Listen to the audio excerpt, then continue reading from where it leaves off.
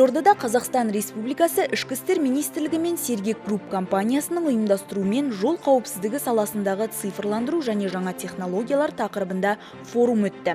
Шараның ашылу салтанатында министрдің орынбасары Игорь Лепеха қатысушыларға жол қауіпсіздігін қамтамасыз ету және оны тиімді ұйымдастыру бағытында цифрлық технологияларды қолданудың маңыздылығына тоқталды.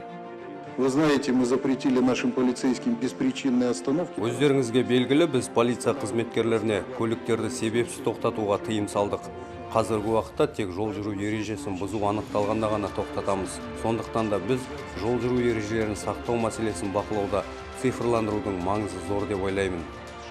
Бүгінде Ішкі істер министрлігі жол қауіпсіздігін қамтамасыз ету, жолдардағы өлім-жітім деңгейін төмендету мақсатында заманауи цифрлық шешімдерді, автоматты стационарлық және мобильді камераларды пайдалану бойынша ауқымды жұмыстар жүргізуде. Соның нәтижесінде жол көлік оқиғалары 11%-ға, жарақат алғандардың саны 7%-ға, ал қаза тапқан жаяу жүргіншілердің саны 24%-ға азайып отыр.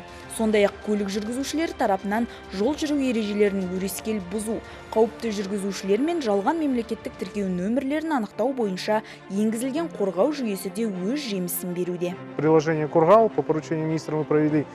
Министрдің тапсырмасына сәйкес қорғау қосымшасын біз Шымкент қаласында жүзеге асырдық. Бұл қосымша стационарлық камералар арқылы қауіпті жүргізушілерді анықтап, патрульдік полиция қызметкерлерінің қызметтік планшетіне жіберіп отырады. Осының негізінде біз жалған мемлекеттік номерлерді пайдалану арқылы жауапкершіліктен құтылып жүрген жүргізушілерді анықтадық.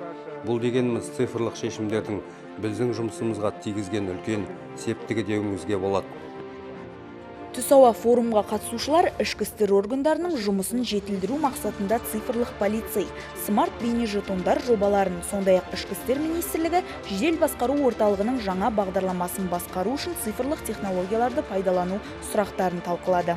В настоящее время данное устройство уже используется у нас в 2 регионах. Жиын соңында Ішкі істер министрінің орынбасары Сәкен Сәрсенов цифрландырудың маңызды артықшылығы қылмыстардың жолын кесу, анықтау және ашу кезіндегі жеделдік болып табылатынын атап өтіп, форумға қатысушыларға алғысын білдірді. Такие форумы мы будем проводить очень часто.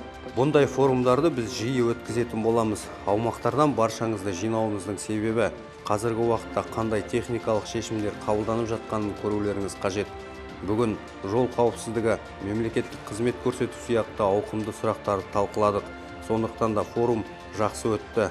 Қатысқандарыңызға алғыс білдіремін.